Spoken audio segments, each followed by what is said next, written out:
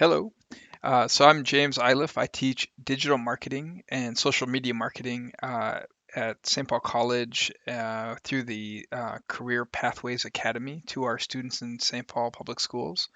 And so um, This presentation is looking at a couple things. One is the kind of the shift in marketing that's happening. We're kind of right under our feet, and the fact that the Twin Cities is ranked in the top 20 um, cities for digital marketing, and that there are really interesting and engaging entry points for language arts. Um, which we'll talk about as go through the presentation.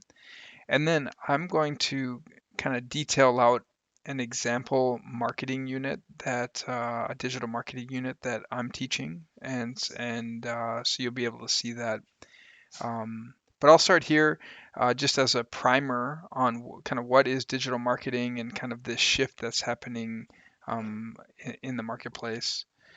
So again, what is this shift? Well, traditional marketing uses this funnel, and it's quite linear and interruption based, and so we're constantly fighting for the attention of customers, every ounce of attention, and that's just it's the paradigm is changing. Customers are having more technology in their hands, and they're being empowered by this, by the ability to search for what they want and search for answers.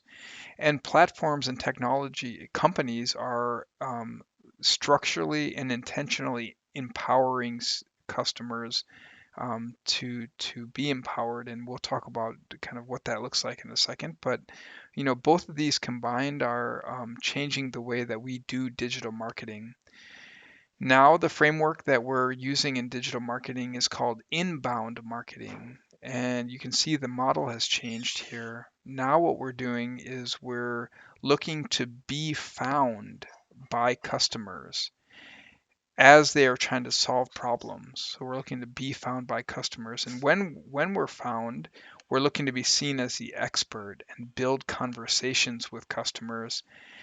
So it's not that kind of linear one-way street. We're trying to build customers and build relationships and have the customer in the center of this. So the whole paradigm is changing right under our feet. To give an example, let's imagine Mill City Running. It's a running room, kind of upscale uh, running store that sells running apparel and equipment in Minneapolis. Now, if they're going to hire a digital marketer, that digital marketer would be in control of marketing strategy, content marketing, so publishing, and search engine optimization. These are kind of the big domains of digital marketing, and this all falls under their purview. Right away, they would want to get to know their customers really intimately, and we use tools like the buyer's persona. And this is a really interesting tool. You put out surveys and interviews, and what you do is you aggregate your customers into profiles, and then you use these profiles to make marketing decisions. So we're getting to know our customers and then making profiles out of them. Okay, and then we're also using really powerful tools that we have now at our disposal. So, for instance, this is a tool that um, you get to know what people are searching for, and so you can see how to train for a marathon. Well, we get to see that how to train for a half marathon is getting an average of 800 and almost 850 monthly searches in our area. And so, wow, that's pretty incredible. So we could really hone in on this as a digital marketer. So, as a digital marketer, we could hone in on this and maybe create a blog that where we become the authority on um, how to train for marathons, and we start publishing content. And now when people are searching for that, we become the credible uh, expert on that. And we're not only are we that, but we're adding value to the searchers as they're out searching. So one of our blogs could be how to run your first marathon, the only guide you'll ever need. Boom, we're adding value to their lives, and we're building that relationship with them. So just because you write a blog doesn't mean you're going to be found in Google. Google has a million, billions of search entries out here. So the trick is how do you get ranked high in Google? That's a really interesting thing to think about. Um, and that's called search engine optimization. How do you get ranked high in Google? Well, you got to understand Google's goals. Google has some really interesting goals, and their goals are to promote the best content for their searchers.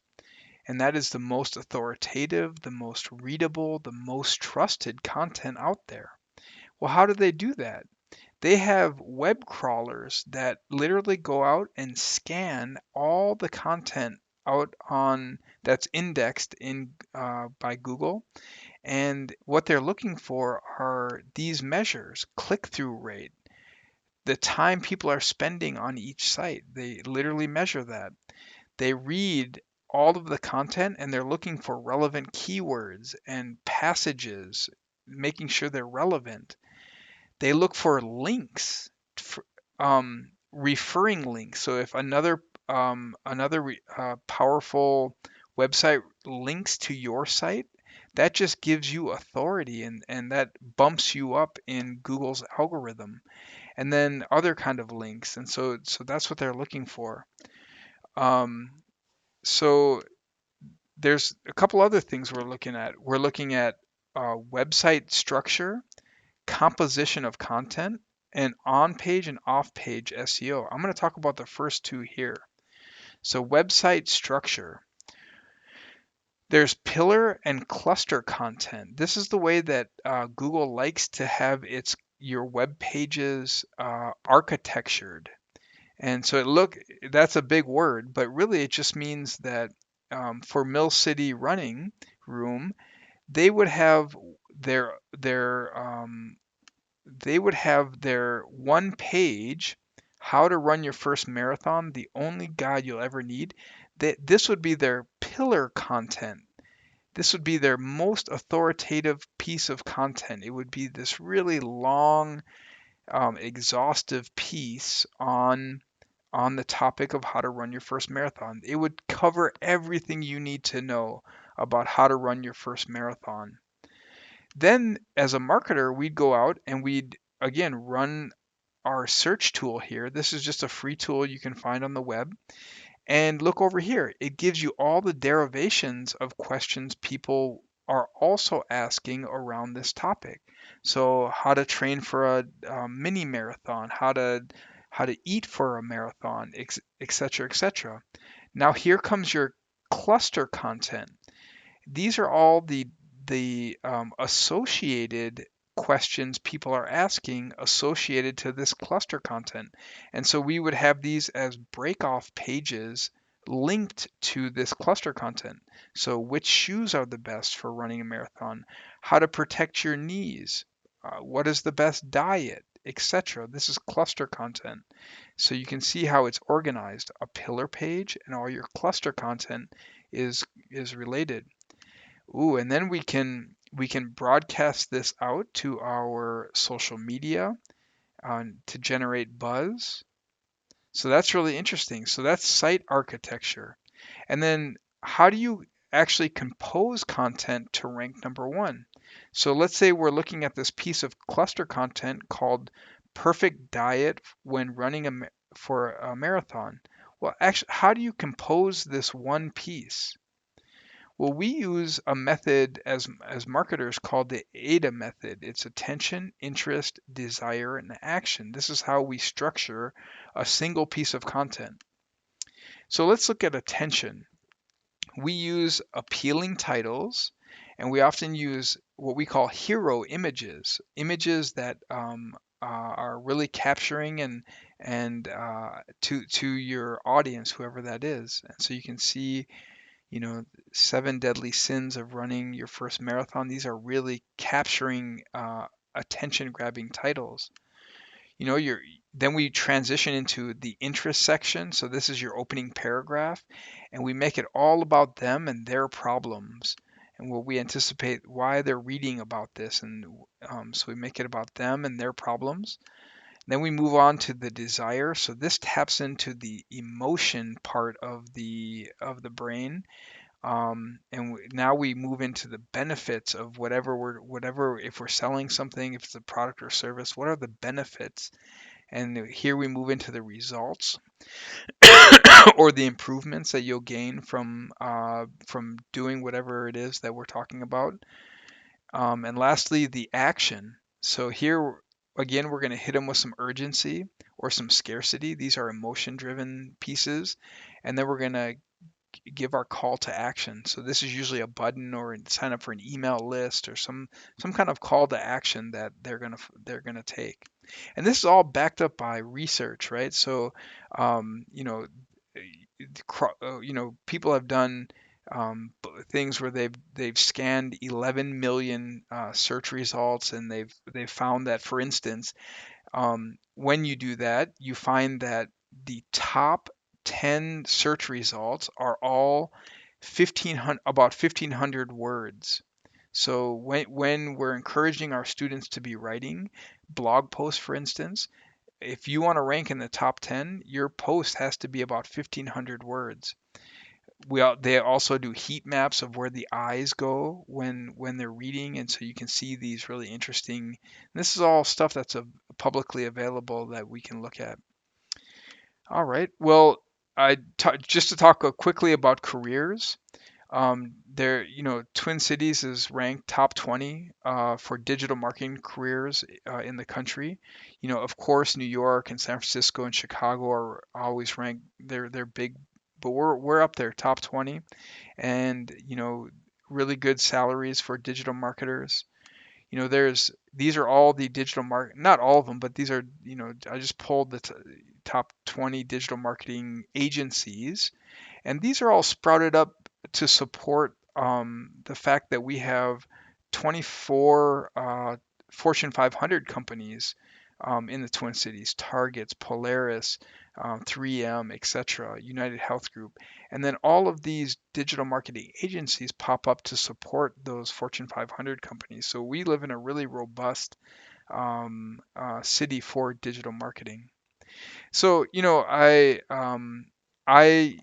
I teach digital marketing to my students, and this is a unit that I'm teaching coming up here, and it pretty much taps into all that we just talked about. We I have the students go out and choose a topic, a broad topic that they feel like they could become an authority on, whether that's childcare or makeup or robotics or cooking, something that they feel like they could be an authority on and add value to an audience. Next, I have them build a website. And here I use Weebly. That it's a no-brainer. Weebly's awesome and simple. Next, I have them design their pillar content. Notice I'm just saying design here. They're not writing anything. Um, what I mean by design is, first I have them go out and conduct a a content audit of the top ranking content on Google for their topic. So if they're doing I don't know, makeup, for instance, they're going to go out to Google and they're going to do a content audit for the top ranking content on Google, and they're going to see what's out there because they're going to try to improve upon it. Next, they're going to do keyword analysis using those tools that I showed above, really simple stuff, and maybe even a buyer persona. That might be out of jurisdiction of language arts, but it could be a fun activity. Next, I have them actually write pillar content. So they write a piece of pillar content. and then I have them edit it for marketing language constructs. So this is all those uh, the decision making shortcuts like uh, um, you know um, um, uh, so marketing language constructs. So these are uh, like the loss aversion marketing tactics that we use in marketing. And then, I have them go through and we do on-page and off-page SEOs. That gets a little technical, but not too much. And then I have them write two cluster content pieces. And then lastly, we promote them out to our social media channels. So whether that's, Twitter, you name it, we go through and we publish them out. So that is digital marketing unit in 7 steps. Again, my name is James Iliff. Here's my email. If you'd like to meet and share ideas and curriculum and kind of think through this together, I'm more than happy to do that. It's a lot of fun. The students love this unit. We have a lot of fun doing it, and it's really career oriented. I mean, this is exactly what these people are doing in these agencies, and so it's extremely career oriented and it's cutting edge. This this this model, inbound marketing, is brand new to it's about just launched about 3 years ago, and it's kind of just taking over. So cutting edge stuff, really fun. I'd love to talk about it. Thank you so much.